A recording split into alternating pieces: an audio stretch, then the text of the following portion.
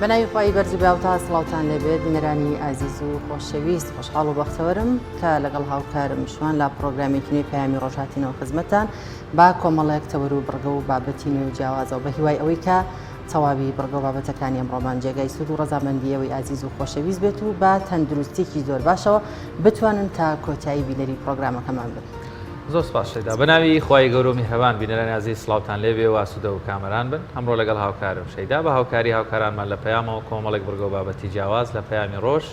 بۆی ئازیز پێشکەشەکەین لەو بابەتانەش دەمانەوێت ئەمڕۆ قسەیان لەسەر بکەین. بڵاوبوونەوەی کتێبێکە لەژێر ناونیشانی گەشتێک بە ناو زانستدا قسە باز لەسەر ئەو کتێبە دەکەین وەروەها ناوەڕۆکەکەی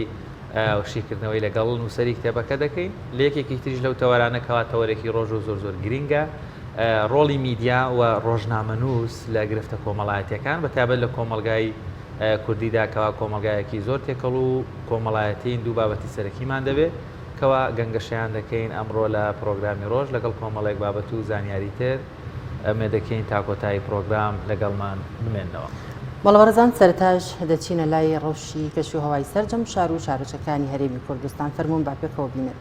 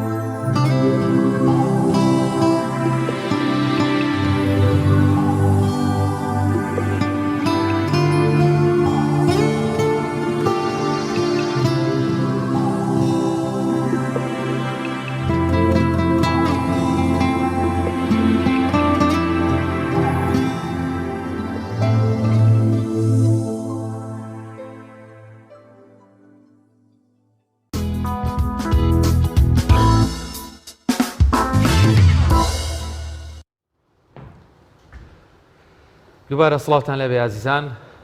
کەناڵی ئاسمانی پەیام لە بەشی بەرنامەکان بەرنامەیەکیان هەبوو بە ناوی بەرنامەی ئەندازە لەلایەن ئەندازیار کاک لوقمان ئەحمەدەوە. ئەو پرۆگرامە پێشکەشەکرا بۆ ماوەیەکی زۆر بەردەوام هەبوو لەم کەناڵە. ئێستاکە پێشکەشکاری ئەو بەرنامەی ئەندازەیە تەواوی بەرهەمەکانی و بەرنامەکەی لەگەڵ ڕێژەیەک لەگەڵ ئەو بابەتانی تری کە بۆ ئیزافە کردو لەسەر هەمان ڕێچکە و هەمان بابەت لە دووتوی کتێبێکی سێبەرگی بڵاوی کردوێتەوە بە ناوی گەشتێک بەنێو زانستدا. ئەمڕۆ ڕاستەخۆ لە ستۆدیۆ ئەندازیار کاک لوقمان ئەحمەدمان لەگەڵەوە وە قسە و باز لەسەر بیرۆکەی کتێبەکە و ناوەڕۆکی کتێبەکە دەکەین. کاک لوقمان زۆر بەخێر بێی. زۆر سپاس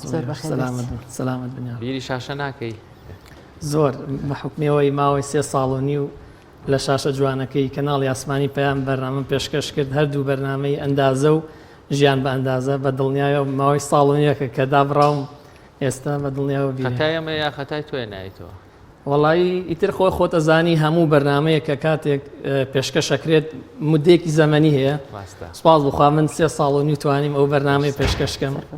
سەلامت بن. سەرتا پێمان بڵێ بزانین گرنگی و بایەخی ئەم کتێبە بۆ خوێنەران چیەوەگەوەی کە بەرنامەکانت هەمووی لە دووتوی ئەم کتێبیان نووسیوەتەوە؟ بەڵێ بەنای خوای گەورە میهرەبان سەرەتا زۆر سپاسی کەناڵی ئاسمانی پەیامەکەم زۆر سپاسی ئەوەی خۆشەویستەکەم بۆ ڕێخستنی ئەم دەرفەتە بۆ ئەوی باس و خواسێک بکەین لەسەر کتێبی گەشتێک بە ناو زانست. وەک ئاشکرا لا هەمومان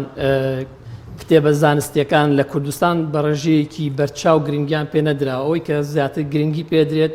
کتێبە ئاینیەکان و کتێبە ئەدەبیەکانە. ئەگەر سەیری پێشانگانی و دەوڵەتەکان کەین کە پێشانگای کتێب بکەین کە لە کوردستان ئەکرێتەوە زیاتر کە لە کۆتایی پێشانگاکەیە سەیرەکەی زیاتر کتێبەکان ئەوانی کە ڕەواجیان هەیە زیاتر کتێبە ئاینیەکان و کتێبە ئەدەبیەکانە. بەو پێی کە کتێبە زانستیەکان نووسینیان تۆزە قورسە بە پێوەی وشە کوردیەکان بەرامبەر ئینگلیزی و عەرەبی زۆر کەمە.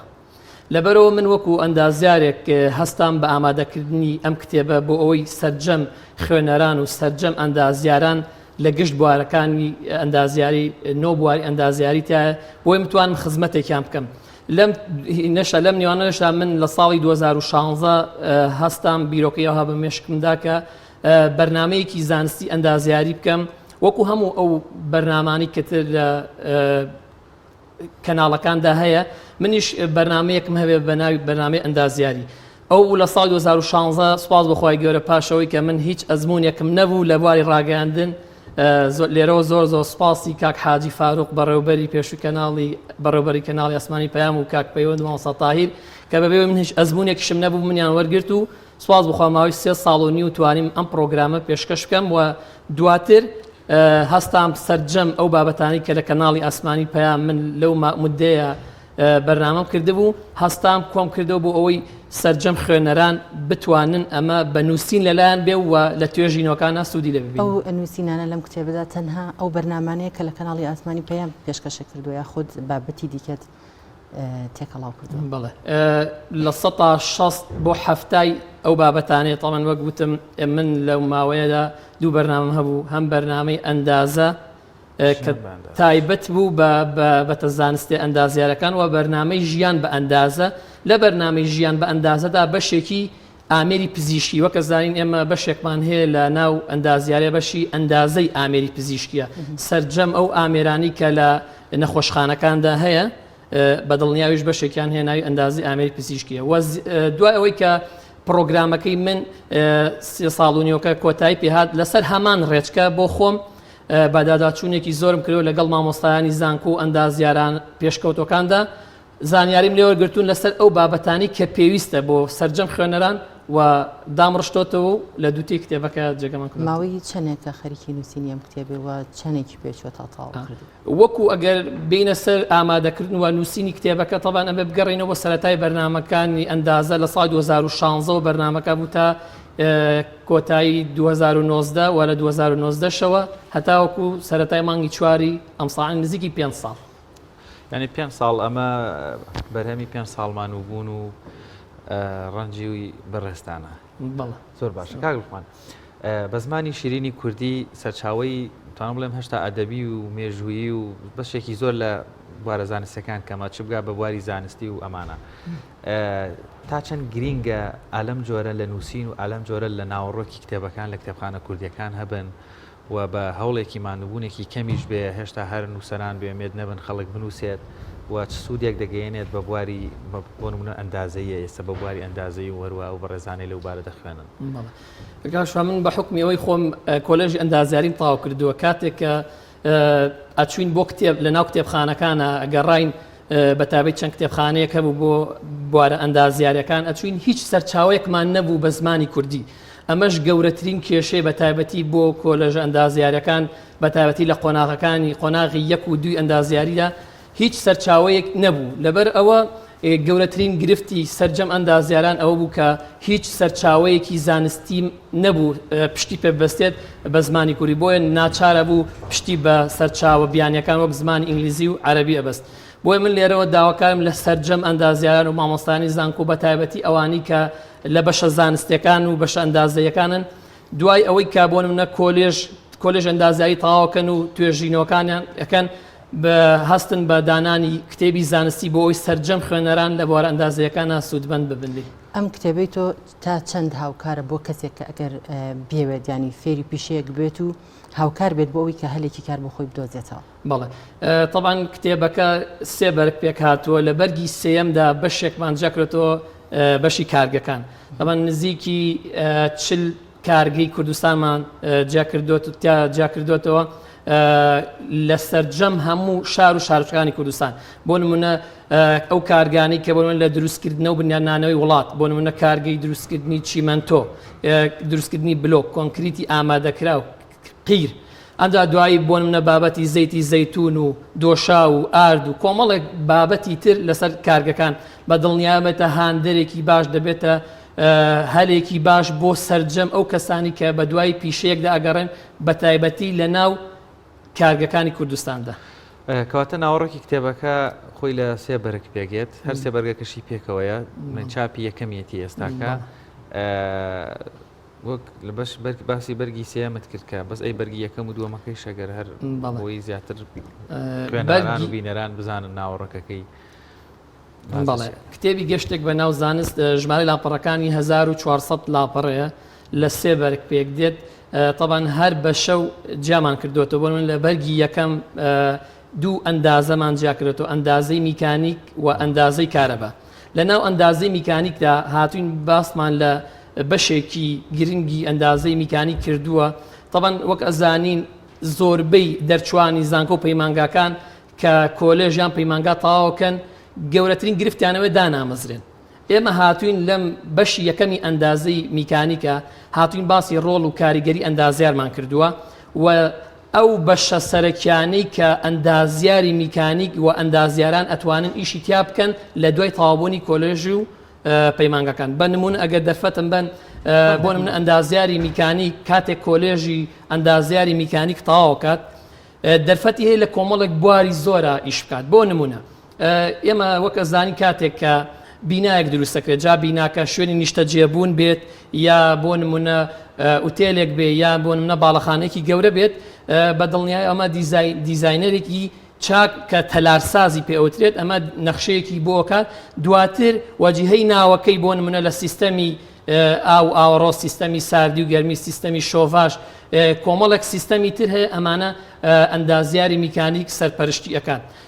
پاشان پرۆژەکانی ئاومان هەیە ئەمە وەک ئەزانین لە کوردستان چەندین پرۆژەی ئاومان هەیە بۆ نمونە پرۆژەی ئاوی دوکان پرۆژەی ئاوی هەڵەبجە پرۆژەی ئاوی ئەفراسێ لە هەولێر ئەمانە وەک وتم لە بەرنامەکە من مەیدانین هەمووی چوومەتە ناویانەوە و لەگەڵ ئەندازیارانی پێشکەوتوو و بەڕێوبەری ئەو شوێنانە دانیشتوم و زانیاریم لێوەرگرتون و لە دووتوی ئەم کتێبە جێم کردەوە. یەکێکی تر لەو بوارانی کە ئەندازیاران ئەتوان ئیشی تیا بکەن بواری ئۆتۆمبیلزانیە ینی ئۆتۆمۆتیڤ ئەنجینیەر یعنی لە بواری ئۆتۆمبیلە ئەندازیاری میکانیک ئەتوانێت ڕۆڵێکی گەورە ببینێت. بە دڵنیاییەوە چەندین بواری تریش کە ئێستا لەوانێت دەرفەت نەبێ لەم کتێبەیە جێگەم کردوێتەوە. هەر لە بەرگی یەکەمدا بەشی ئەندازەی کارەبامان هەیە. ئەندازەی کارەباش بە دڵنیایە کۆمەڵێک بابەتمان هەیە وەکو وێزگەکانی کارەبا سۆلار پەناڵ و مەسعەد و کۆمەڵێک بابەتی تر. کەواتە ئەم کتێبەی تو ئەتوانرێت لە زانکۆکاندا لە بەشی ئەندازیاری لە هەندێک بەشیا بڵین بەشەکانی ئەندازیاری سوودی لێوەربگیرێت وەکو خوێندن بخوێنرێت یارمەتی دەرێک بێت بۆ خوێندکاران. بە دڵنیایە خۆشم ئەوەم کردووە لە ئێستادا لە چەند زانکۆیە ئەم کتێبم بە دیاری پێداون و لە ناو مەکتەبەکانە داماناوە بۆ ئەوی سەرجەم خوێنەران بتوان سوودی لێ ببین. مەبەستمەوە کە بکرێتە منهەجێک وەکو پرۆگرامێک بخوێنرێت لە زانکۆکاندا. بە دڵنیاییەوە ئەوە جار لە ئێستا هینی ئەوم نەکردو بەڵام وەک ئەزانین ئێستا سەرجەم ئەو کتێبانی کە ناو زانکۆکانە خوێنن بە زمانی ئینگلیزی لەوانێت تۆزە قورس بێ بەڵام ئێمە کاتێکە لە کۆلێژی ئەندازایی گەشتی زانستی هەیە بە دڵنیاییەوە ئەو کتێبە دەبێتە دەرفەتێکی باش بۆ سەرجەم خوێنەران بۆی زانیاری تەواویان هەبێت دەربارەی هەموو کارگەکان و هەموو ئەو ناوچە پیشەسازیانی کە لە کوردستاندا هەیە. ئەی لە نووسینی بەحسە هاوکارە بۆ خوێندکاران؟ بە دڵنیاییەوە ئەم کتێبە دەتوانرێت سوودی لێ بێنرێت لە قۆناغەکانی ناوەندی دواناوەندی و زانکۆ و پەیمانگاکان و بەشەکانی تریش. ئێستا کاک لوقمان لەسەر شاشەی پەیام بەشێک لە پرۆگرامەکانی ئەندازە بڵێن دەرەچێ لە شوێنێکەوەی ڕاستەخۆ من لە شاشەکەی بینم مریشک و هێلکەوانێ ئەمەش هەڕەتی بە بواری ئەندازیەوە هێوانە؟ بەڵێ وەک گوتم بەشێکمان هەیە ئێمە لە ناو ئەندازە بەشی ئەندازی ئامێری پزیشکیە ئەو بەرنامەوە لە شاری هەولێر خۆشەویست کراوە شێوازی بەرهەمهێنانی هێلکەیە. طبعاً ئەوە ڕاستە بەشێکی زۆری پزیشکیە بەڵام تۆ ئەو جەو ئەو کەشوهەوایی کە بۆ مریشکەکەی ئەبێ سیستەمی ساردی و گەرمی سیستەمی تەهویە ڤێنتیلیشن هەوا گۆڕکەی بۆ مریشکە سیستەمی لایتین ڕووناکی بۆ دابین بکەی بۆی ئەو مریشکە لە جەوێکی وەهایە مرتاح بێت بەڵێ بۆ ئەوی بتوانێت ئەو هێلکانی کە ڕۆژانە ئەیکا پێویستە جەوێکی لەباری بە بڕاست. لەم کتێبانەیە باسی هەموو ئەو بارانت کردووە بە دڵنیایە لە بەشی شتوکاڵە ئەو بەرنامەیە جێگە کردوێت. کاک لوقمان ئێستا هەر لە زمانی کوردیمان باس کرد و مەزدەڕەکان ئەوانەیە وە زمانی زانستی بە زمانی شیرینی کوردی بنووسی ڕەنگە وت باستگە گرفت بۆ دروست بێ بەڵام زۆر جار گەڕانێکی ورتر بنێ و فەرهەنگی کوردیە ڕەنگە وا بکات کۆمەڵێک دەستەواژە و واژە بێنین لە ناو کتێبە زانستیەکانە جێگیریان بکەینە وەکو هاواتای ئەو بابەتە زانستیانە کە ئێستا بۆ نمونە هەر بەڕێستان خۆت بە ئینگلیزیش دەدوتن و بە سۆرانی کوردیەکەش ئەدوتن ئەمە زۆر زۆر گرینگە تا چەند هەوڵدا و کۆمەڵێک چۆن پەیامێکی زانستی گەیەنی کۆمەڵێک بابەتی زانستیە کۆمەڵێک دەستەواژەی زانستیش بخەیتە ناو فەرهەنگی زانستی کوردیەوە لە ڕێ ئەم کتێبەوە هیچ شتێکت کردو تایبەت بێت لە ناوەڕۆکەکەیە ڕاستە من ئەم کتێبە بەرنامەکانی ئەندازی کەناڵی پەیامە کۆم کردوتەوە و خۆشم دامڕشتۆتەوە بەڵام لە هەمان کاتە ئەم کتێبە 8 کەس پیاداچوونیان بۆ کردووە لە ناو ئەم 8 کەسەیە 2 مامۆستای زانکۆی تێدایە 2 کەسی تێدایە پێشتر خۆیان کتێبیان نووسیەوە کتێبی زانستی بە دڵنیایی و کاتێک کە من ئەم کتێبەم نووسیەوە دامڕشتۆتەوە پیشانی ئەوانم داوە بە دڵنیاییەوە لە ئەسنای ئەو پیاداچوون ئەوان خۆیان وشەی ئەو وشە فەرهەنگیانی کە لە زمانی کوردیا زانستین کردویانەتە ناو ئەم کتێبە بە دڵنیاییەوە جگە لە زمانە سۆرانیەکە زمانێکی زانستی تەواو لە کتێبەکە ڕنگدانەوەی داوە. سەرەتا کە بەرنامەکەت تەقدیم کرد ئەندازە بوو دوجار بوو بە ژیان بە ئەندازە جیاوازی ئەم دوو بەرنامەیەکی وەکو ئەندازەکە تایبەت بوو بە بابەتە زانستی ئەندازەیەکان بەڵام کاتێک دوای 2 ساڵ و نیو کە بەرنامەکەمان گۆڕی بابەتی پزیشکیمان هێنا ناو بەرنامەکە بۆ نمونە کاتێکە ئاچوین لەسەر ئامێرێکی پزیشکی بە نمونە هۆڵەکانی نەشتەرگەری لە هەمان کاتەکە چاوپێکۆتمان لەگەڵ ئەندازیارێکی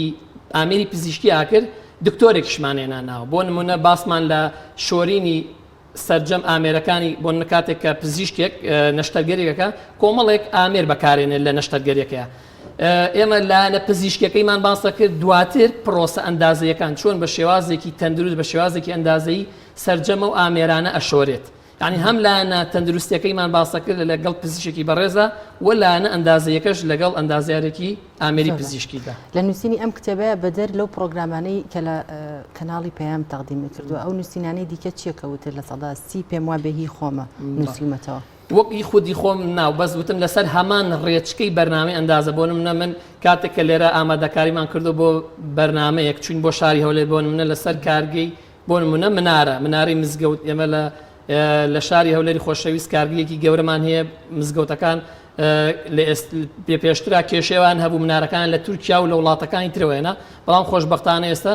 لە کوردستان لە شاری هەولێر کارگەی دروستکردی منارە هەیە ئێمە چۆن ئامادەکاریمان کردو لێرە و چوین بۆ ئەوێ لەگەڵ بۆ نمونە خاوەنی پرۆژەکە قسەمان کردووە و بەرنامەکەمان پێشە بە هەمان ڕێتم بە هەمان شێوە بۆ نمونە من کارگەیەک یان بابەتێکی زانستی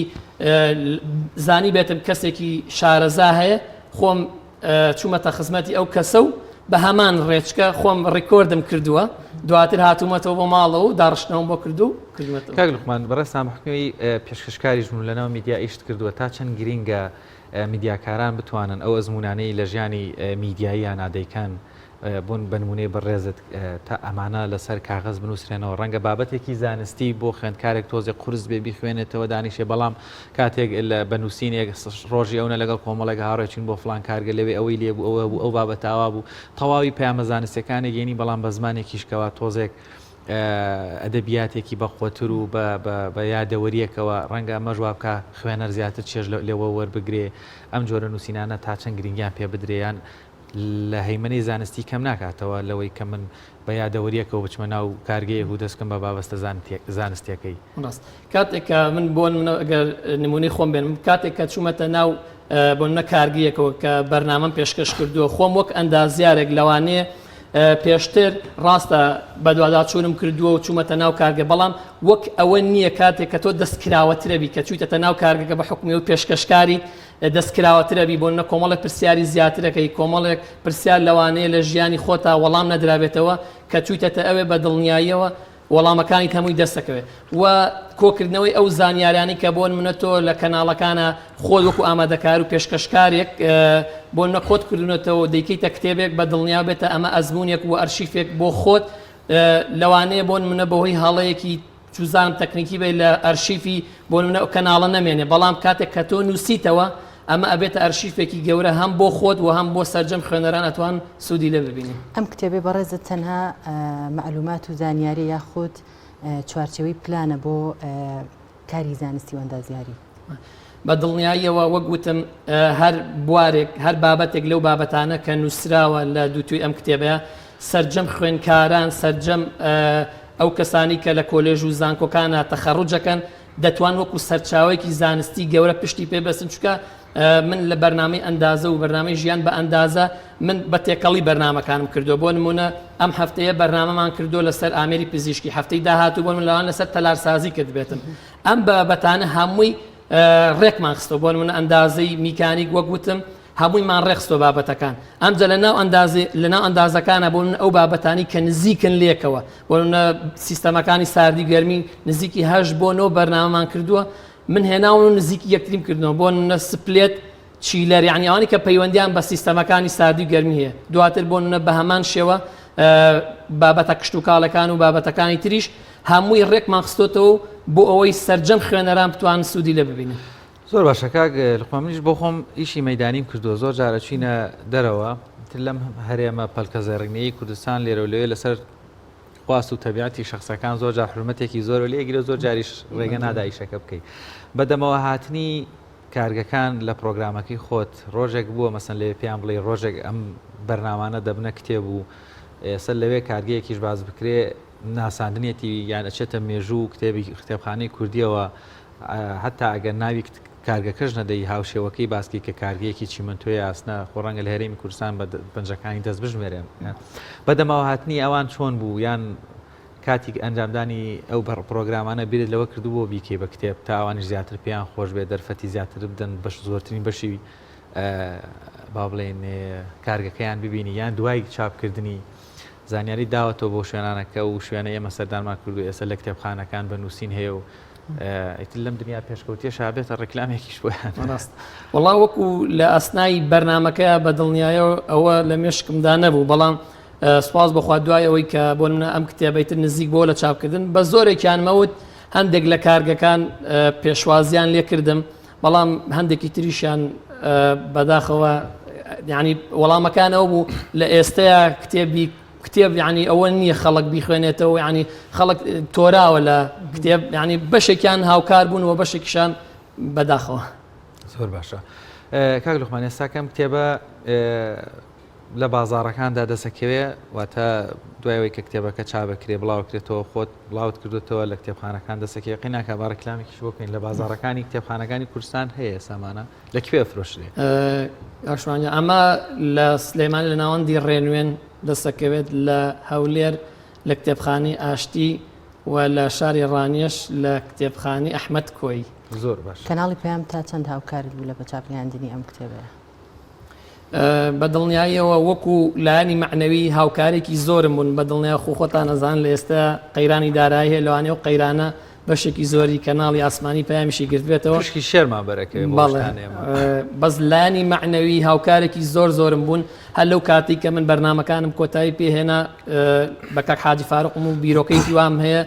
زۆری پێخۆش بوو وتی ئەمە هاوکار دەبین و دەستی هەموو لای خۆش بێ بڕیارە نەیەوە کە درێژە بە بەرنامەکەت بدەیتەوە و دووبارە دەست بکەیتەوە بە پێشکەشکاری؟ وەڵی وەک ئەزانن هەموو بەرنمەیەک بەتابەتی ئەو بەرنامانە مدەیەکی زەمەنی هەیە یعنی هەیە تا 6 مانگ هەیە تا ساڵێک بە سوپاس بخوا من 3 ساڵ و توانیم ئەم پرۆگرام پێشکەش بکەم وەکو ئێستش بە حکمیەوەی دەوامێکم هەیە و زۆربەی کاتەکانم ئەو دەوامە گرتوێتی لە ئێستا نابەزی شەڵا لە داهاتووە شەڵا بە بیرۆکەینەوە پشتیان بەخوای گەورە. زۆر باشە کاک لوقمان وەکو باهینە بکەم شەیدا لە بری مامۆساکاران مدیری ڕێکلامی شەو لە بری بەڕێز کاک محەممەد بەڕێوبەری گشتی و برایان قیناوەک لە بەرەو پێشکەشکاری پەیامی توانە دیارێکی ئەوە دیارە مێ بۆ تۆ ڕێکلامێکی جوانی بۆ بکەمە کتێبە بە چەند ئەفرۆشیە بە چەند بیکڕم خەڵک بۆی نێ خەڵەتێنن لەکوێ دەستکەوێ بە جوانی ئەویان ئەمەیان بە دیاری بێ بۆ تۆ لە ڕێنوێن نرخەکەی چەندێکە تاک ئەوانە. کاکشوان وڵی خۆی بە دڵنیایە کاتێک کە تۆ کتێبێکە دەیتە کتێبخانەیەک دەڵەن بە نرخێکی تایبەت ئەیدی بە کتێبخانەکان حەزەکەم ئەو نرخە تایبەتە کە ئیدەن بە کتێبخانەکان لێرە نێڵم بۆی خەڵەوەی کە ئێستا بازار بەڵام بە شێوەی گشتی لە ناو سەرجەم کتێبخانەکان بە 35,000 فرۆش 35,000 هەرسێ بەرگەکەی بەڵێ بەڵام بە نرخێکی داشکێنرا بۆ کتێبخانەکە. یعنی تەنها لە سلێمانی و ڕانیە ئەم کتێبە بەردەستە. طبعاً لە سلێمانی و لە هەولێر و لە ڕانیە، بەڵام ناوەندی ڕێنوێن خۆی ئەیگەێنێت بۆ هەموو شوێنەکان، بۆ هەموو کوردستان. زۆر باش. کاک ڕوومانگیان خامر ڕەنگین بەردەوام بی ئومێد دەکەین بیتەوە سەر شاشە لەگەڵمان لە پەیام بۆ پرۆگرامی زانستی تر و باشتر لەش ساغ بێ کاتمان گرتی لەم بەشەیە لەگەڵمان بوویت لەش ساغ بێ سپاس دەکەین. زۆر سپاس بۆ ئەوی خۆشەویست و سەلامەت بنیارم. زۆر سپاس. بەڵە بەڕێزان دەچینە لای ناوبڕێک و دواتر دەگەڕێنەوە لاتان و لەگەڵتان بەردەوام دەبێت.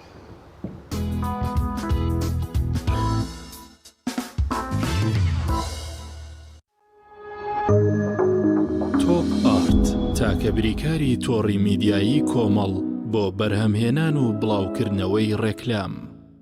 سڵاو، ئایا ئەزانیت هایلۆت چییە؟ هایلۆت گەورەترین و نوێترین سیستەمی ژمێریاریە بۆ ڕێخستن و یارمەتیدانی مامەڵە بازرگانیەکانت تایبەت بە کۆمپانیا، کارگە، کۆگا، مۆڵ، بەنزینخانە، هۆتێل و ڕێستۆرانت، مارکێت و دەرمانخانە، مەلەوانگە و سەنتەرە وەرزشیەکان. بە خۆشحاڵیەوە ئێستا سیستەمی هایلۆت بە زمانی شیرینی کوردی بەردەستە تایبەت بە کڕیارە بەڕێزەکان. هایلۆت گەرانتی مانەوەیە. بۆ پەیوەندیکردن 070 791 10 هایلۆت.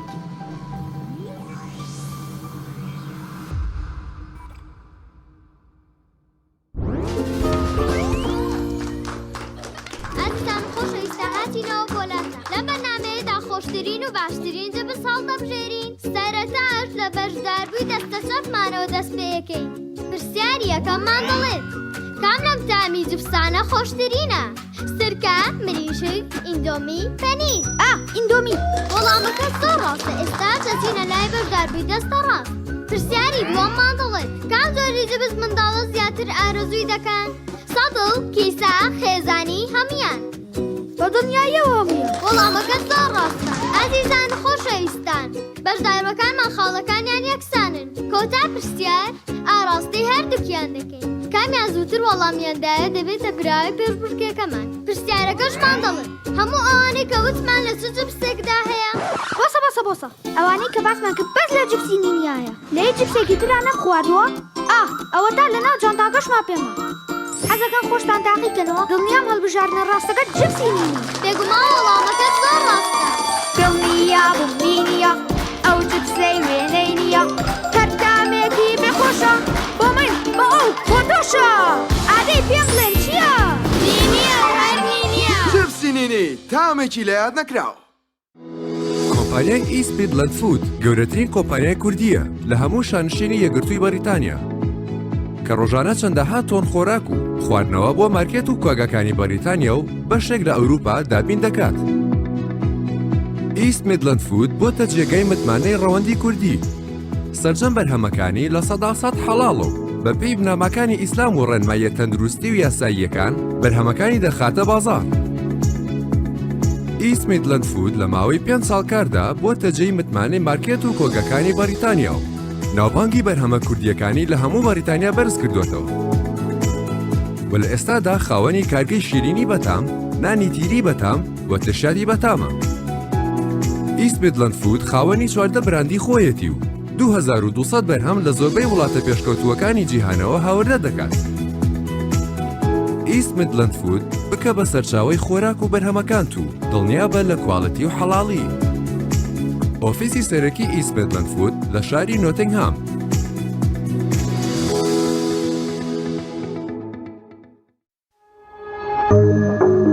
تۆپ ئارت تاکە بریکاری تۆڕی میدیایی کۆمەڵ بۆ بەرهەمهێنان و بڵاوکردنەوەی ڕێکلام.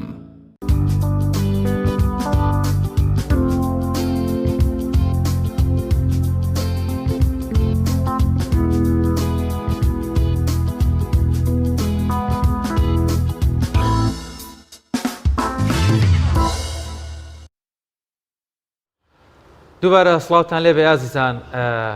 ئەمڕۆ هاوکارمان وشار محەممەد کۆنگرێکی ڕۆژنامەوانیمان بۆ گوازێتەوە لە دەربەنی خان. خەڵکەکە هاتوۆتە سەر جادە و ناڕەزایەتی دەڕەبڕن لەبەرەوەی خانمێکی پزیشکی ژنان و مناڵبوون لەوێ بووە دیارە زۆر باش بۆ و خزمەتی بە شارەکە کردو. ئێستا کە گوازراوەتەوە بۆ شارێکی تر ئەمانیش پێیان ناخۆشە و هاتوونەتە سەر شاشە و هین سەر شەقامەکان و ئەوە لێرەشەوە بۆ سەر شاشەکان و ناڕازیانێ ناڕزایەتیانێ.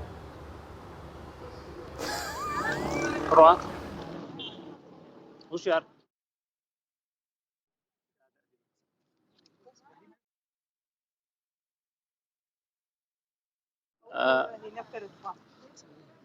وەک بەڕێستان ئاگادارن کە کەرتی تەندروستی لە دەربەندیخان بە چەندین کێشەی گەورە دەناڵێنێت و هاوڵاتیان ئەم شارە گلەیەکی زۆریان لە سیستەمی تەندروستی هەیە و لە ماوەی ڕابردوودا لەلایەن وەزارەتی تەندروستیەوە پزیشکێکی پسپۆری ژنان و مناڵبوون بۆ شارەکەمان دابین کراوە. بەڵام ئەوەی مایە نیگەرانیە و جێگومان لای ئێمە وەکو دانیشتوانی دەربەندیخان کە ئەو پزیشکە پسپۆڕە گواستراوەتەوە بە قەزای سەیسایق، بۆیە ئێمەش وەک دانیشتوانی قەزای دەربەندیخان نەڕزایی خۆمان لە بەرامبەر گواستنەوەی ئەو پزیشکە پسپۆڕە دەردەبڕین و داواکارین لە لایانی پەیوەندیدار هەرچی زووە هەستێت بە هەوڵەشاندنەوەی ئەو بڕیارە و گەڕانەوەی ئەو پزیشکە پسپۆڕی لە قەزای سەیسایقەوە بۆ قەزای دەربەندیخان. ئەو پزیشکە ئێمە دوێنێ بە پەیوەندی تەلەفۆنی قسەمان لەگەڵا کردووە، خۆی پێی خۆشە لە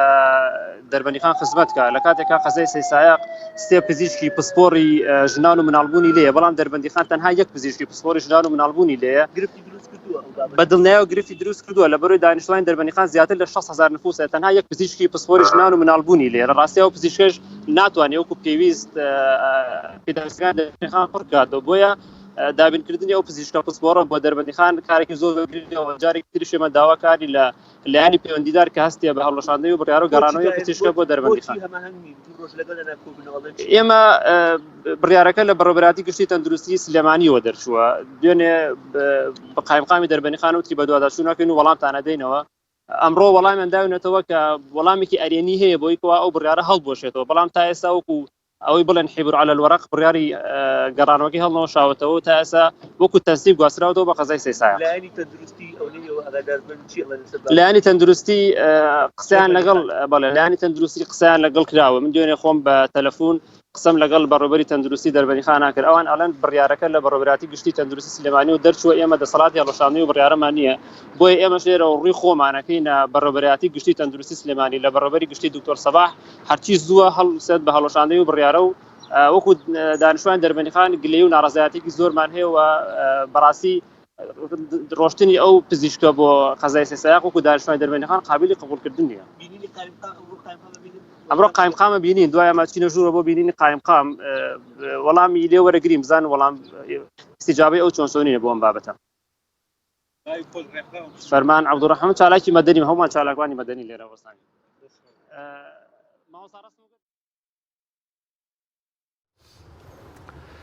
دووبارە سڵاوتان لێبێ ئازیزان. دیارە وەک لە شاشەکەەوە دیار بوو کۆمەڵێک لە هاوڵاتیان ناڕزایەتی دەرەبڕن لەبەرەوەی پزیشکێک گوازراوەتەوە. ئەمەش مای نیشانەوەیەکەوە هێشتا پزیشکی دڵسۆز لە کوردستان ماون. بەڵێ لەگەڵ پەیامنێرانمان بەردەوامە بین. شەیدا دەچینە سەرتاش دەچینە لای پەیامنێرمان ئازاد ئۆمەراوەی. ئازاد سڵاوی خوای گەورەت لێ بێم کاتەش باش. گرنگترین زانیاری و کار و چالاکیەکان لای تۆ چین؟ فەرموو.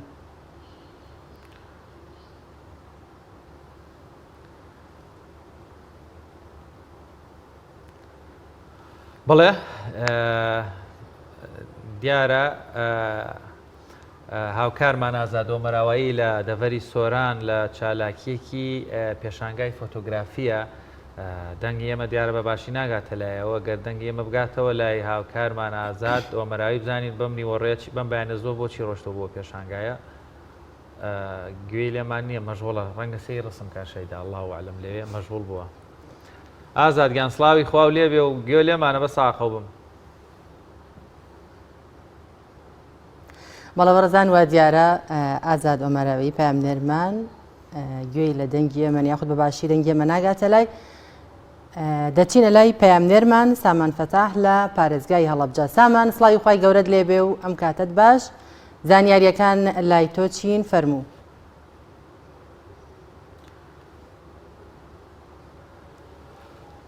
بەخوا شەیداوا بزانم پەیامنێرەکانی ئێمە ئەمڕۆ مەیلیان نییە لەگەڵمانە. بەڵێ ئازیزان لە درێژەی پرۆگرامی پەیامی ڕۆژ لەگەڵتانە بینە چینە لای زانیاریە تاو کاتێ پەیامنێرەکانمان ئامادە دەبن دەچینە لای زانیاریەک لەسەر بەنداوی نەهەزە. فەرموون با پێکەوە بینەریە و زانیاریە.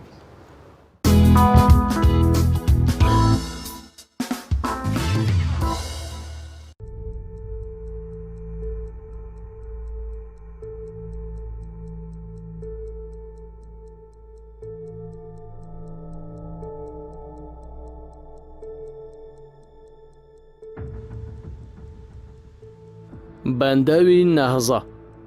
بەنداوی نەهزە دەکەوێتە سەر ڕووباری نیلیشین لە ویلایەتی بەنیشەنگول لە باکووری خۆراوای ئەسیوبیا. بەنداوی نەهزە لە سەر ڕووبەری 1800 کیلۆمەتری چوارگۆشە دروست کراوە. 4 ملیار و 800 ملیۆن دۆلاری ئەمریکی تێچووی دروستکردنی بووە.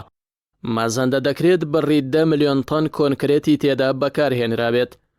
بەنداوی نەهزە بە گەورەترین پرۆژەی کارۆئاوی لە ئەفریقا و بە دەیەمین پرۆژەی گەورەی کارۆئاوی لە جیهاندا هەژمار دەکرێت.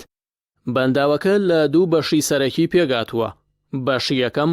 بەنداوێکی کۆنکرێتی ساختە کە درێژیەکەی 1800 مەترە و بەرزی کۆنکرێتەکە دەگاتە 155 مەتر و توانای گلدانەوەی 14500 ملیار مەتر سێجا ئاوی هەیە.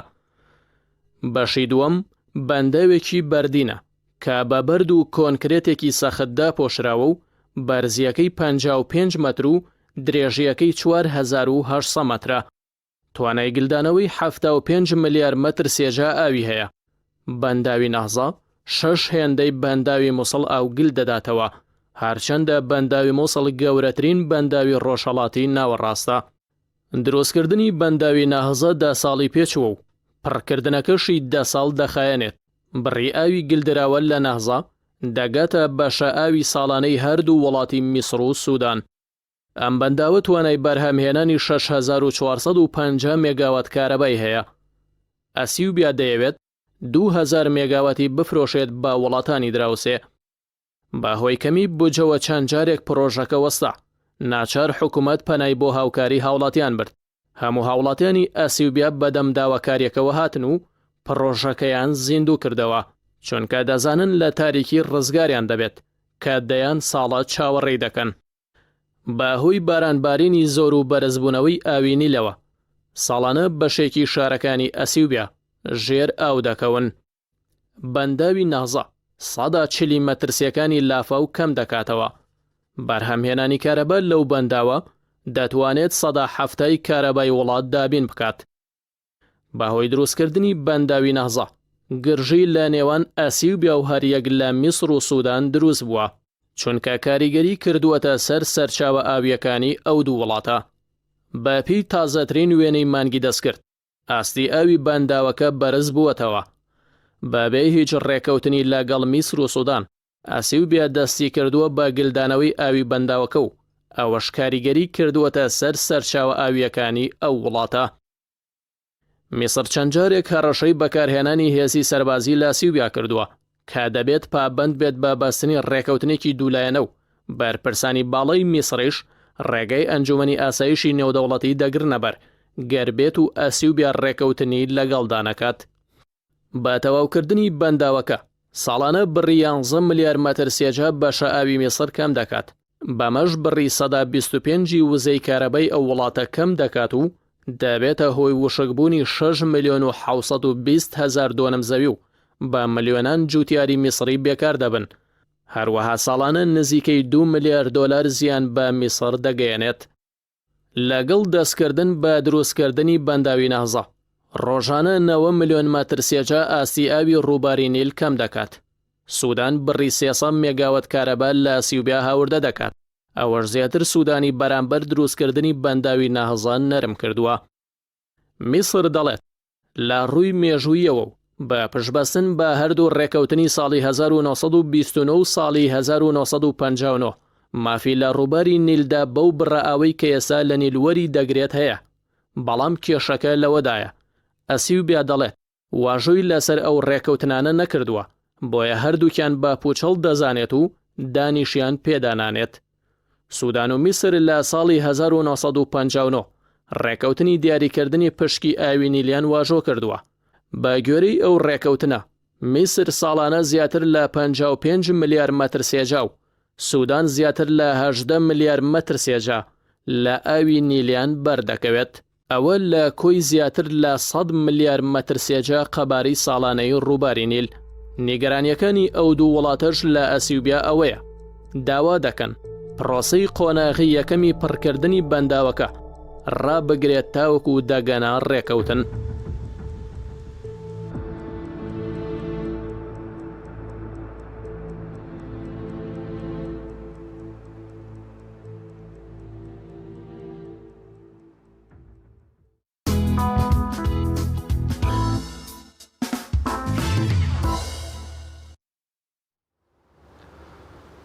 دووبارە سڵاوتان لێ بیازان لە بەشی دوهەمی پرۆگرامەکەمانە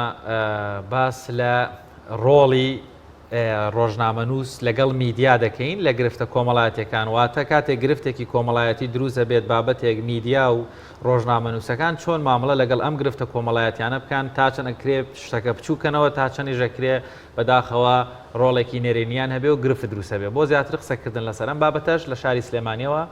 مامۆستا زانستدانا توێژەری کۆمەڵایەتیمان لەگەڵ دەبێت و هەروە لە چەمچەماڵی شۆ ڕۆژنامەنووس کاک سەربەست نەریمانمان لەگەڵ دەبێت سەرەتا دەچمە لای مامۆستا زانستدانا وەکو توێژەرێکی کۆمەڵایەتی مامۆستا سڵاوت لێبێ و بەیانیت باش لەوەوە دەست پێ بکەین ڕۆڵی میدیا و ڕۆژنامەنووسەکان لە گرفتە کۆمەڵایەتیەکانە چۆن دەبینی وە خۆشی دەبێت چۆن بێت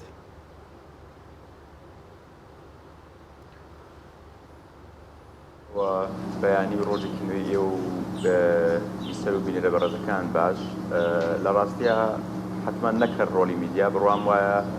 ڕۆلی هەر مرۆڤێک ڕۆلی هەر زیندەوەرێک ڕۆلی هەر دار و درەختێک ڕۆلی چۆلەکەیەگە بێ ئەو ڕۆڵە بەرپرسیاران تەبێ کە خوا یان سروشتیان قانون یان ئیتر قانون تەبیعی یان قانونی وەسکی بۆ دیاری کردووە بەڵام ئەوەی کە لە کوردستانە ئیبینین ئەوێ بەلامانەوە شتێکی غەریب نەبێ میدیاش ڕنگدانەوەی ئەو واقعە شێواوەیە کە لە کوردستانە هەیە ئەو بە شێوەی کە من هەمیشە ئەڵێم لە جادوبانەکانمانە لە ژماری ئۆتۆمبیلەکانمانە کە دەیان ژمارە عەجیب و غەریبمانەیە لە ئاوازی سیاسی و حکومڕانیمانە لە هەموو ئەو بابەتانی تر هەیە چۆن شێواویەکەیە کە شێوەیەکەی ڕێخستنێک نییە نەزمێک نییە هارمۆنی و گونجانێک نییە بڕوام وایە بەداخیشەوە میدیا ئێمە بەشێکە لەو پاشاگەردانیە بۆیە ڕەنگە ئەو ڕۆڵی کەلەی چاوەڕوانەکرێ وەکو ڕۆڵە ئینسانیەکەی کەلانێکم کاری منە وەکو ئەوی کە چۆن تەختیە و ڕووماڵی ئەو ڕووداوە کۆمەڵایەتی و بابەتانم کا کە پەیوەندی بە ژیانی ئێمەوە هەیە کە کارە کاتە سەر دەروی ئێمە سەر ڕەفتاری ئێمە سەر مناڵەکانی ئێمە سەر خێزانەکانی ئێمە بڕوام وایە بەداخەوە ڕۆڵێکی ئیجابی نەبینیوە کەواتە هۆکار چییە کە ماوەیەکە هەندێک میدیا لە ڕووماڵکردنی کێشە کۆمەڵایەتیەکاندا ڕۆڵێکی زۆر خراپ دەگەڕن هۆکاری ئەمە بۆ چیە گەڕێتەوە؟ ڕاستی ڕەنگە بۆم بابەتە سەر بکەین بە جێگایەکی ترە ئێمە تیۆرێکمانەیە پێوەن تیۆری شۆک دەرمانی یان هەتا کتێبێکمانەیە شۆک دەرمانی کە خاتون هێلین کلاینە خانمێکی کەنەدیە بڕوام وایە بەشێ لەمانە ئەم شۆکانەیە کە ئێمە لە دەرەوە توش ئەبین هەموو ئەم شۆکانە ئێمە والێ ئەکا کە بیری مەرحەلەی پێشترمان نەمێنێ و تووشی ڕاوەستانێکمان بکاتە ئەوەی کە ئیترێمە زاکرێمان بیرچێتەوە ئەگەر ئەمە بەڵین بەدەستی ئەم قەستیش نەبێ بڕوام وای ئەو ڕۆڵە ئەبینێ کە ئێمە تووشی شڵەژانێکەکە و ئێمە تووشی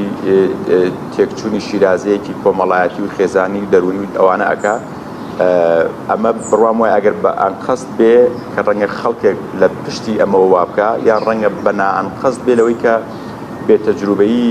میدیا بێ بێ پرەنسیپی و بێ دیسپلینی بێ یان بێ ئامانجی بێ یان ڕەنگە هەندێک جار زۆر و گۆری بێ یان ئەگەر ئەمە دروست بێ تێ نەگەیشتنی عەقڵی ئێمە ئەو کەسێک کە بکوم من میدیایەک بەڕێوە ئەبم یان لە کار لە میدیایەک ئاکەم چونکە با ئێمە ڕاستگۆ بین مەرجنی ئەمە خودی کارکتەری میدیاکە بێ ڕەنگە ئەو سیاسەتە بێ کە میدیاکە لە پشتێوەیەتی بێ بەم شێوازە ینی ژیان بەڕێوەبەرێ من بڕوام وایە ئەگەر سەیری میدیای کوردی بکەین لە ئێستاە من ئەمە بڵێم زۆر بە ئاسادی ئەمە ئەبینین کە ئێمە لە دۆخێکی زۆر خراپین سەیری کە تەنانەت لە دەستگاکانی حکوومەتە ئەم جەتیرۆراڵێ ئەم جەتیرۆرە ئەوەی کرد ئەم ئەنجومەنی دادوەری تێ دوان ئەڵێ من نەبووم سیان ئەڵێ من بووم یەکێتی مامۆستایانە تێ یەکێتی چی تێ یەکێتی یعنی ئەم دابەشبوونە ینی مرۆڤ حتا میدیا سەرگەردان بۆ چونکە میدیاکە میدیاکی نیشتیمانی میدیاکی بەرپرس نییە میدیای شخصی منە میدیای شخصی جەنابتە میدیاکی سێبەرە میدیاکی بندیوارە بۆیە ڕەنگە هەموو ئەمانە بەبست ئەم بابەتە بکە ئەگەر حەدەسێک لە ماڵەکەی من ڕووبە حەدەسێکی زۆر بچوو بۆ ئەو زۆر گرنگە زۆر گەورەیکە توانەوەگە لە ماڵەکەی خۆی حەدەسێکی زۆر گەورە ڕوودا زۆر تووشی کاتەوە یان پەردەپۆشی کا بووی کە بڵێ لە ماڵەکەی من هیچ ڕوونادا هیچ گرفتێک نیە ئەمە بەشێکی زۆری ئەم قسەم زۆر وتووە سەدان جارێکش دووبارەکەینەوە هەر جوانە بڕوام وایە قسێکی گۆستاپلۆ بۆ نەکاڵ لە نەخۆشە دەرونی کۆمەڵایەتیەکان لە سیاسەتەوە سەر هەڵەدەن بڕوام وایە ئەم پشێوی میدیاییە و ئەم پشێوی حتا کۆمەڵایەتیش سەرەکەی لە سیاسەتەوەیە کە بەداخەوە تووشی ئەم پاشاگەردانیە بوو. زۆر باشە مامۆستا زانست ئەوەی ئێستا لە ناو میدیای هەرێمی کوردستاندا ڕوودەدات میدیای تازە کە ئەمە لە پێناو مەرامی شخصیدا دروست کراون وەکەوەی کە بەڕێزی شت ئاماژەت بە هەندێک شت کرد کەواتە ڕۆڵ و ئاڕاستی میدیا بەرەو کێ دەبات؟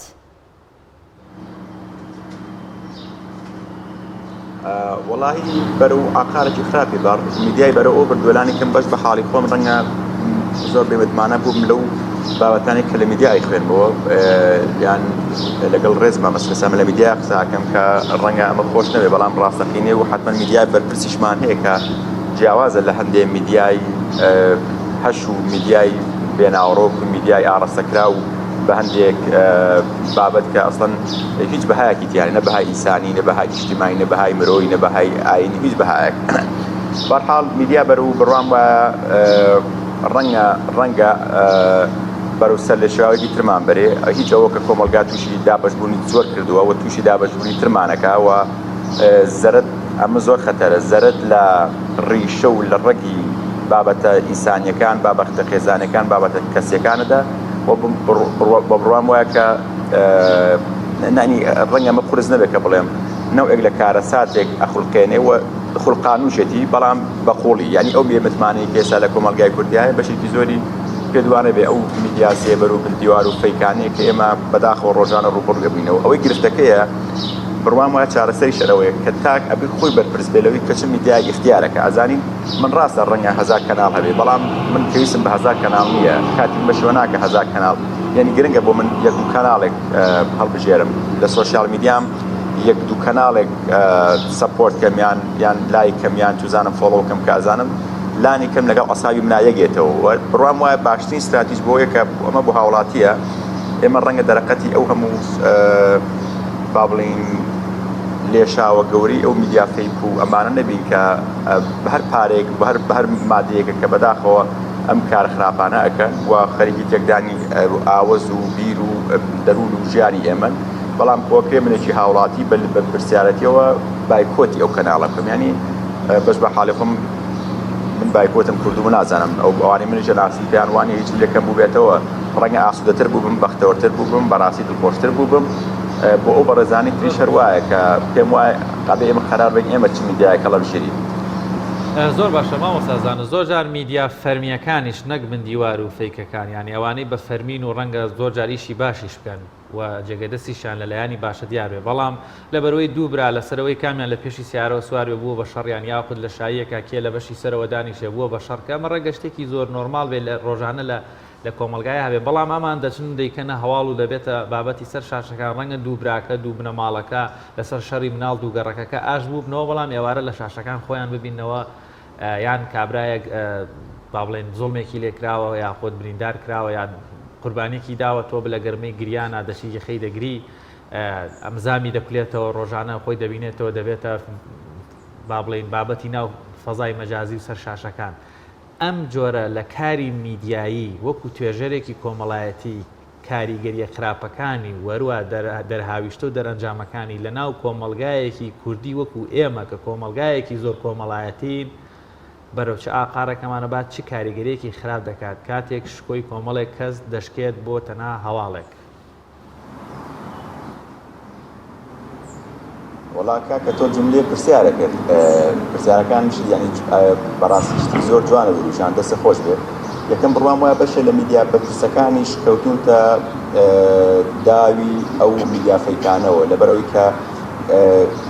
ئەوانی بۆیان گرنگە ڤیویان هەبێ بینینیان هەبێ مەسەرەن دەستپێشخەریان هەبێ لەوەی کە من زوو هەواڵەکەم پەخشکرد لەوەی من ئەگەر ئەم هەواڵە پەخشکەم خەڵک زۆرتر ئەم بینێ خەڵک زۆرتر متابعەمە کاکە پەخشینەکەم ڕەنگە بۆ من خەڵک جۆر لێ بڕوانێ بڕوام وایە زۆر جار میدیا بەرپرسەکانش بەداخەوە تووشی ئەم هەڵانە ئەبن چونکە ڕۆژی ئێستا بەداخەوە ڕۆژگاری ئێستا ڕۆژگاری بینینە ینی تۆ ئەو کاتە مهمی کە زۆر ببینڕیت تۆ کاسە کەسێکی مهمی کە ئەکاونت و پەیج و شتەکە و نازەم 10,000 لایکی هەبێ 100,000 ڤیوی هەبێ یعنی مە گرفتێکە تاکی ئێمە بەڕاستە بەداخەوە تووشی ئەم گرفتە بووە دیاردەیەکی جیهانی بەس بەڕاستی لە کوردستانە زیاتر چونکە ئەم قسەیە ئەیڵێم تاکی ئێمە تۆزێ بێ ئیشترین ینی بۆ تازەش سەرمان کردو بە جیهانی تازەیە زۆر گرنگە بەلامانەوە ببینرێ ها ئەگەر دیقەت بی خەڵکی عجیب و غەریبە بینی خۆیەکا بە حرمەتم بە مەیمون بە دەعبا بەس بووی کە لایڤێکاتەوە بۆی کە خەڵک حتا حەزەکە خەڵک جری پێوە بەس بۆی ببینرێ بەس بۆ لای وەرگێ بەس بۆی بەناوبانگ بی ینی گرنگ نییە بەچی بەناوبانگە بی گرنگەوەی تۆ بەناوبانگ بی خەڵک ببینێ بۆیە زۆر جارم میدیا بەرپرسەکانیش هەم ڕۆڵە ئەبینن ئەمە خاڵیە دوو ڕەنگە ئێمە تازەین ینی کرچووکاڵیمان هەیە لەوەی کە چۆن ئەم ینی بەڕای من پێویستە تەلەڤیزۆنەکان ڕاوێژکارێکی دەرونی کۆمەڵایەتیانە بێ هەموو شتێک بەخش نەکا بڵێ ئەمە پەخشیان پەخشی نەکەم وەک ینی حتا چۆن ناکرێت تۆ هەموو شتێکی تەندروستی هەموو شتێکی سەرباسی بەخشکێکی ئێمە بینیمان لە شەڕەکانی ڕابردووە میدیاکانی ما چون سنگەرەکانن هینە کرد بیشانەیە کە ئەمە لە ڕووی سەربازیەوە خەلێکی گەورەیە تۆ ناکرێت سنگەرەکانی خۆت ژماری سەربازەکانی خۆت بۆ دوژمن هەڵسکەیت ینی ئەمە ڕەنگە لە ڕووی سەربازیەوە کارەسات بێ بە هەمان شێوەش لە ڕووی دەرونی و کۆمەڵایەتی تەندروستیەوە کە تۆ هەموو بابەتانێکە قەرارە بێتە ناو ئایبیستی پەخشێکی بە هەمان شێوە کارەساتە بەڵام ڕەنگە سەربازەکە ئەوە بێ کە 2 ساعت دوای ئەو تۆپەکەلی با و کارەساتە بنێتەوە هجوومێک بێ و چەند کەسێکە شەید بێن بەڵام لە ڕووی دەرونی کۆمەڵاتێکەوە ڕەنگە 10 ساڵی بێ بۆی کە نەتیجەکەی دەربکەوێت ئەمە بابەتێکی تر کە زۆر گرنگە بیڵێن یان ئەم قسانەی ئێمە نەبێتە نەچێتەوە ئاستەوە من لە دوێنێەوە ئاگام لێ هەڵمەتێکەیە بۆی کە میدیا نابی هەموو شتێک پەخشکە گرنگە خۆی ڕۆلی میدیاشەوەیە کە هەندی ئازاری ئێمە پەخشکە بۆی کە ڕامان چڵەکێنێ وەلو بەداخەوە ڕامان ناسڵەکەنیان ئەم قسەی نەچێتە خزمەتی ئەو سیاسی جۆرە حکومڕانیانەوە کە ئێمە ببێ دەنگون سم و بکم و عمی ئەمە دەم و گوێمان نەبێ هەچی ڕۆدا قسە نەکەین بۆی کە ڕەنگە لە قازانجی ستایرن لە دەسەڵات و دەسەڵاتداریا بێت کە لە دنیا و لەوانەیە باوە لەبەرەوە قسە ئەوەیە کە میدیا بێ پەخش بکە بەڵام چۆن پەخشیەکە یعنی ئەمە ڕووداوە گرنگەکەیە ئەوەی کە جەنابەت پرسیارێکی تر فەرموود کەسێک کۆستێکی لێ قەوماوە تووشی کارەساتێک بووە دایکەکە ئەدوێنێ ینی کاتی ئەوە نییە بەڕاستی جگە لەوە کە ئەم ڕووداوە لە ئازاری خێزانێکەوە ئاکاتە ئازاری کۆمەلگا ڕەنگە دایکی من دایکی تۆ ڕەنگە خۆشەویستەکانی ئێمە بەبینینی ئەم دیمەنە تراژیدیانە هەموو لەحزەیە لە میدیاکانەوە برینەکانیان بکولێتەوە و تووشی جۆرێک لە خەمۆکیان بکە تووشی جۆرە لە گرفتی دەرونی کۆمەڵایەتیان بکە ینی بۆیە تاکی ئێمە گەر ببینی من زۆر جادی خەدەدەم تاکی ئێمە زۆر تووڕێ ینی حتا پەیمانگای گالو بۆی بڵاو کردەوە کە دانیشتوانی عێراق کە کوردستان بەشێکە لە عێراق ڕەنگە بەشە ئەگەر گەرمتر نەبێت لە ژینگە لە هەندێک ژینگەوە لەوان سارتر نییە ژینگەی دارایی ئەوانە ئەڵێم ئەڵێت دانیشتوانی عێراق بەشێکن یەکێکن لە تووڕەترین دانیشتوانەکانی سەر ڕووی زەوی و یەکێکن لە بێدیواترین دانیشتوانی سەر ڕووی زەوی ئەمە چیمان پێڵێ تۆ میدیایەک هەمیشە کەسێک تووشی ڕووداوەگە بێ ئەچێ دایکە دوێنێ قوشەکەی دوێنێ ئەیلاوێنێتەوە فرمێسەکانی هێتە سەر سفرەکەی من خەریکی دانیشتنی سەری میدیایەکەم ئازارەکانی ڕابردووی من ئەکرێنێتەوە یعنی ئەمە بەڕاستی ئمە تووشی گرفتێک ڕێمە هەمیشە لەژێر سترێسێکین بووی تاکی ئێمە زۆر جارەگەر ببینی زۆر نیگەرانی زۆر ینی زۆرترینە و کەسانی کە پێویستی بە ئێمەوە کە ئەڵێن خەوماننی ئەڵێن بێتاقەتین هەموو ئەمانە ڕۆژانە ئێمە تەڵقی نەکاتەوە شتە لە شعوری ئێمە و ئەم ڕووداوە ناخۆشانە ئێمە ئازارەداتەوە جار بۆ دوای جار بۆی بەڕاستی گرنگە کە میدیا تەنها چاوی لەسەر بینین نەبێ من بڕوام وایە گەرتە کەس میدیاکەی من ببینێ زۆر باشتر لەوەی کە 1000 کەس بیبینێ بەڵام بەو شێوە نابەرپرسانە ئەبێ ئێمە بەڕاستی بڕوام وایە هەموو شتێکەکە ئەخلاقی تیان نەبێ بە معنای ئیتیک ئەخلاق بۆی کە مەسادێکەمەوە کارە چاتە یعنی زانست هەمیشە بموتووە بە نرخە ئێمە ئەزانین ئێمە زانست ئێمە نەجات داوە ڕەنگە لە زۆر کارە چات ئێمە نەجات پێش تووشی کۆمەڵشتی باشی بۆ دەستەبەر کردوین وای کردو کە مرۆڤێک ئەتوانی نەشتەرگەری بەو کرێ پارچێ و بچێنی بەڵام ئەگەر زانست ئەخلاقی لەگەڵا نەبێ بۆمبی ئەتۆمی دروستەکە کە هێرۆشیما کارەسات بارەکە و کیمیایی دروستەکە زانست بەبێ ئەخلاق کیمیایی دروستەکە کە شوێنێکی وە خەڵەبجاخی کێنێ بۆیە ئەبێ میدیاش ئەخلاقی لەگەڵا بە ئەخلاقەوە کارکە بۆی کە ئەویش کارەسات بەدوای خۆی نێنێ زۆر باشە مامۆستا زانست لەگەڵمان بمێنەرەوە گفتوگۆی زیاتر دەکەین لەسەر ئەم تەوەرەیە بەڵە بەڕێزان هەر لەسەر ئەم تەوەرەیە دەچینە چەمچەماڵ و ڕۆژنامەنووس سەربەز نەریمان وەردەگرین و گفتوگۆی زیاتر لەسەر ئەم بابەتە دەکەین کاک سەربەز سڵاوی خوای گەورەت لێ بێم کاتت باش پێمان بڵێ بزانین ڕۆڵی میدیا و ڕۆژنامەنووس لە گرفتە کۆمەڵایەتیەکاندا چییە فەرموو؟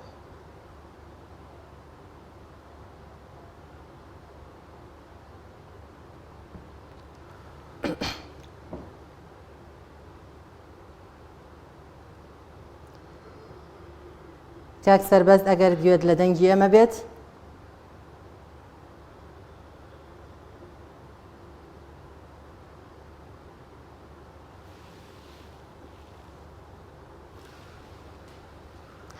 بەڵێ بەڕێزان دیارە بەباشی دەنگی ئێمە ناگاتە لای بەڕێز کاک سەربەز نەریمان دەگەڕێنەوە لای مامۆستا زانست. مامۆستا زانست ببوورە دەگەڕێنەوە لای بەڕێزت دەپرسم ئاست و توانای ڕۆژنامەنووس بە تایبەت لە کێشە کۆمەڵایەتیەکاندا چۆن دەبینن بەڕێستان؟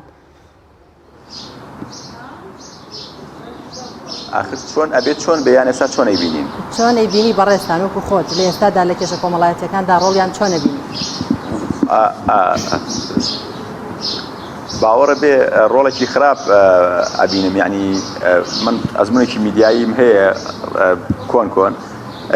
هەندێک مستەلاح لەبەر کۆمەڵی خۆشەویستی وەک بەڕێستان و ئەو هاوڕێ بەڕێزانی کە بە پرسیارەتەوە کارەکەن ناکرێ بەکاربێنم، بەڵام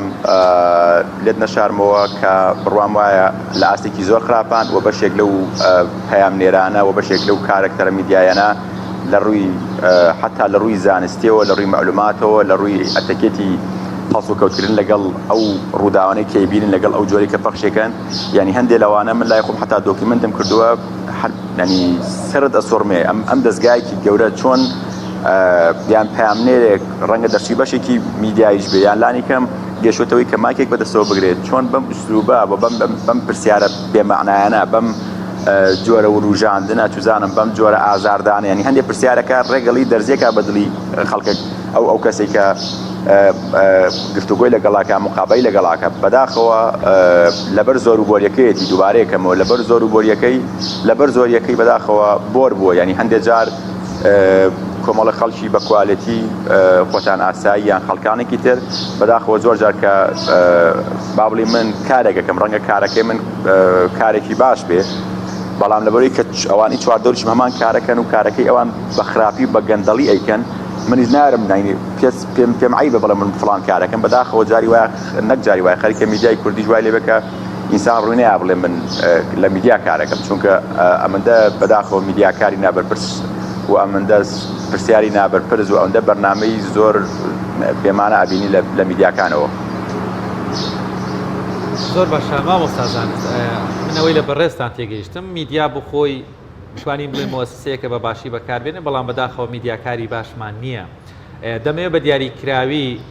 پێشوی بچینە سەر ڕێگە چارەکان کە چۆن بکرێ ئێمە تۆزە کۆنتترۆل ئەم بابەتە بکەین. ئەگەر بێت و ئەم میدیا کارە نابەرپرسانە یاخود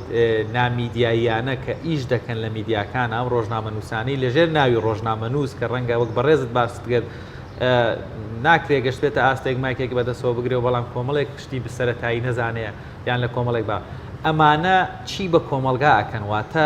چی مەترسیەک چاوەڕێمانەکە ئەم بەم شێوەیە بەردەوام بێ وەکو توێژەرێکی کۆمەڵایەتی کۆمەلگای ئێمە چۆن هەڵسەنگانی بۆ دەکەی لە ساڵ دو ساڵیان هۆ نەتیجەکەی چەند ساڵی تر دەرەکەوێ ئێم بێ و ئێسێمە ڕەنگە بە خۆمان بزانین هەست بە درک بە مەترسیەکانەکەین پێم خۆشە زۆر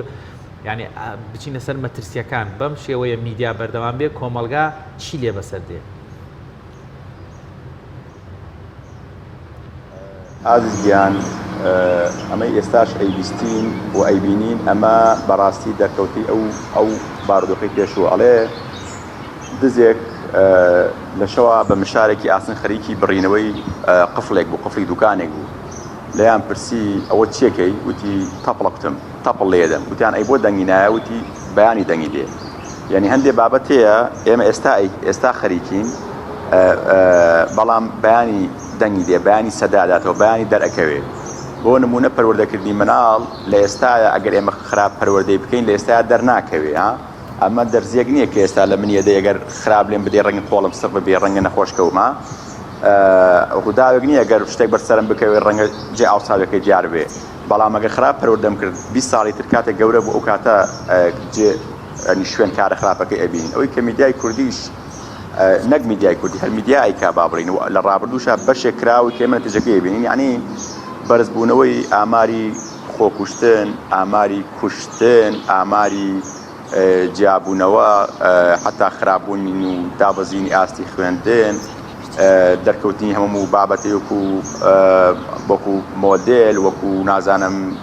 چوزانم ئەم بابەتە نەشیاوانی کە لە کۆمەلگای کوردیا بەداخەوە ئەیبینین، ئەمانە بەشێکی بڕوام وایە نەتیجەی چەند ساڵی ڕابردووە ئێمە ئێستا ئەیبینین. ئەو گەرمەیە، ئەو تۆیە کە چەند ساڵ پێشتا چارمان ئێستا ئەیبینین، ئەو بەرنامە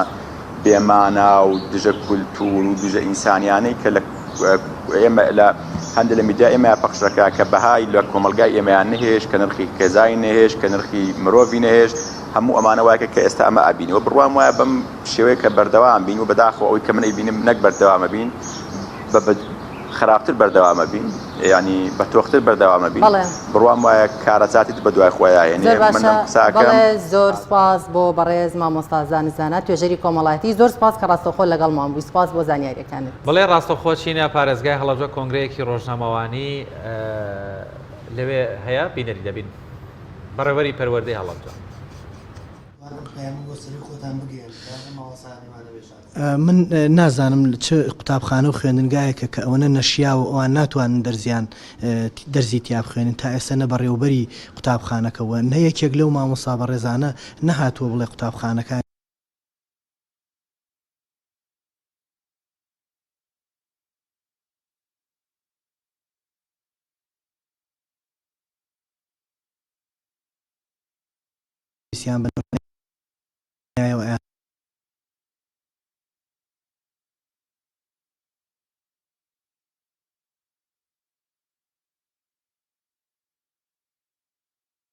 بڵێەوە کۆنگرەیەکی ڕۆژنامەوانی بەڕێوەبەری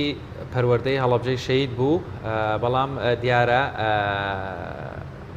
بەدەنگی بەباشی نەگەشتە لامان. دەچینە شاری هەولێر کۆنفرانسێک هەیە، لەوێ بەشێکی زۆری لایەنە سیاسیەکان لەوێ بەشدارن. کۆنفرانسێکە کەوا بەشێکی زۆر لایەنە سیاسیەکان باسی یەکڕێزی و وەروەها دەستور و کۆمەڵێک لەو بابەتانە دەکات.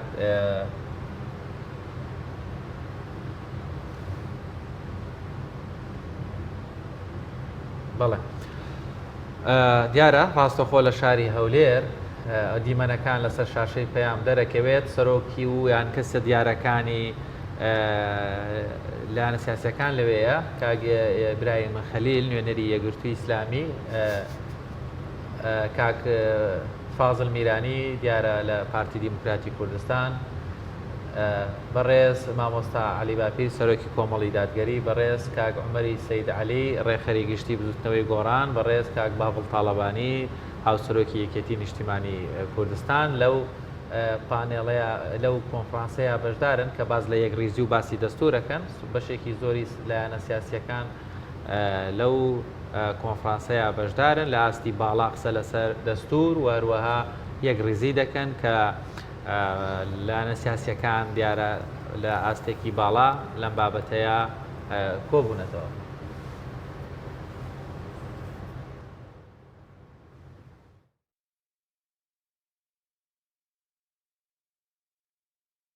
کوردستان و یەکێتی نیشتیمانی کوردستانە و بە درێژایی ئەم 30 ساڵە هەردوو لایەن لی بەرپرسیارن و ئەوانن ئەتوانن یەکڕێزی بکەن و ئەوان نەتوانن تێکی بن.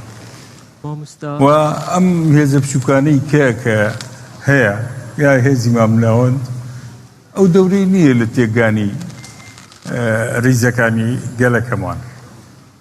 لەبەرەوە یەکڕێزی زۆر پێویستە. ئێمە ئەگەر یەکڕێزیمان نەبێ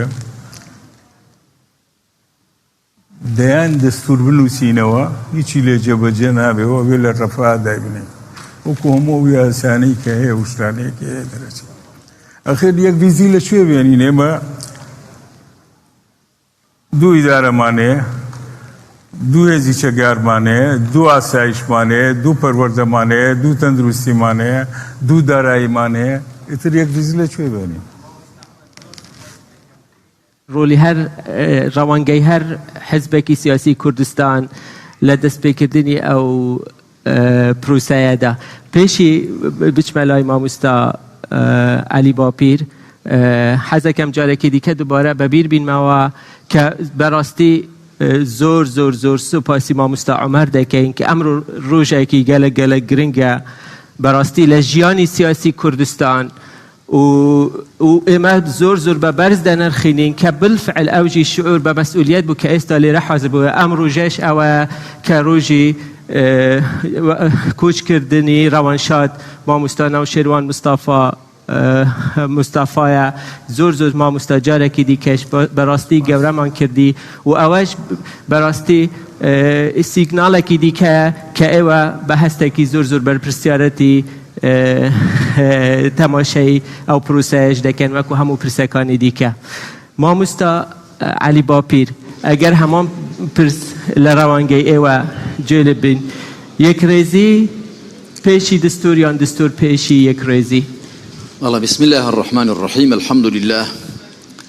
وصلى الله تعالى وسلم وبارك على رسول الله محمد وآله المهتدين بهداه من الصحب والأزواج والقرابة والتابعين لهم بإحسان إلى يوم لقاء الله. مسألة سپاس عندكم سپاس زامكو كردستان عندكم كأم كونفرانسي ساسكر لم هلو مرجدا كأما لم أنو ساتدا لهمو كاتي زياتر في سيمان بتبعي يقرزيه بيقومان و دەستور بە بۆچوونی من فاکتەرێکی زۆر کاریگەرە بۆ پەیداکردنی تەبایی بەڵام ئەگەر بە ڕیزبەندێکی لۆژیکی بۆ بابەتەکان بچین لە پێش تەباییەوە شتێکی دیکە هەیە زۆر گرنگترە لە هەموو شتەکانی کە باسییان دەکەین ئەویش بریتە لە دادگەری. ئەگەر ببانەوێت تەبابین یەک ڕیز بین دەبێت دادگەری بچەسپێنین و دادگەری بناغەیە کە هەموو شتە باشەکانی یەکەی لەسەر دەچەسپن هەر بۆیەش خوا سبحانه وتعالى لە ئاەتی ژمارە 25 سوورەتی الحەدید دا دەفەرموێ لقد أرسلنا رسولنا بالبينات وأنزلنا معهم الكتاب والميزان ليقوم الناس بالقسط. خوا هەموو پێغەمبەرانی ناردوون سەڵات و سەلامی خۆیان لەسەر بێ لە ئادەم و تا خاتەم هەموو کتێبەکانی دابەزاندون بۆ چەسپاندنی دادگەری لە ڕووی نەتەوەیی لە ڕووی سیاسی لە ڕووی ئابووری لە ڕووی کۆمەڵایەتی لە هەموو ڕەهەندەکانەوە دادگەری بناغەیەکە دەبێت پێشێ زەمینەی بۆ خۆشکەین دادگەری بچەسپێنین ئەو کاتە تەبایی دەچەسپێ یەکڕیزی دەبێ و کۆمەلگایەکی یەکڕیز و تەبا دەشتوانن باشترین دەستور بۆ خۆیان دابنێن و ئەوە کە ئێمە لە مادەی 120 دەستوری عراقدا کە ئەم هەرێمەش هەمووی 170 خەڵکی عراق و هەرێم دەنگمان پێدا بە باشمان زانی لە مادەی 120 دەستوری عراقدا هاتووە کە هەرێمی کوردستان دەستوری هەبێ ئێستا 15 ساڵ بەسەر ئەوەدا تێدەپەڕێ عراق دەستوری هەیە بەڵام ئەم هەرێمە تا ئێستا دەستورێکمان نییە لە ئەنجامی ئەوەدا کە لە نێو خۆماندا تەبانین بۆیش تەبانین چکە دادگەری ناچەسپێ دادگەری نەچەسپاوە چونکە بەداخەوە بە بیرکردنەوەی تەسێک بیر دەکەینەوە لەسەر ئاستی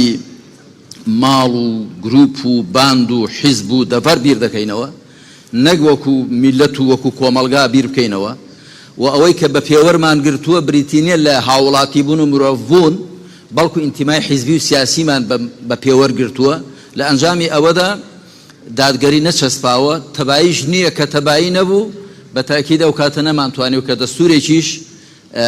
کە لە مێژە بڕیارمانداوە لە مێژی شەب نووسراوە و ڕەشنووسێکیشی هەیە یەک دوو جاریش هەوڵدراوە هەموار بکرێت و بەڵام تا ئێستا نەگەیشتونی ئیتیفاق لەسەری بۆیە من پێم وایە دەبێ خەمی چەسپاندنی دادگەری بخۆین ئەمجا ئەو خەڵکە هەمووی خۆی بە خاوەنی ئەم وڵاتە بزانێت دڵی پێی خۆش بێ بەشدار بێ لە خێروبێرەکانیدا لە خێروبێری مادوی معنەوی خۆرەخکاری و گەندەڵی نەبێ فەرق و جیایی نەبێ ئەمجا دوای وردە بۆ شتەکانی دیکە هەنگاو بنێ. بەڵێ زۆر سپاس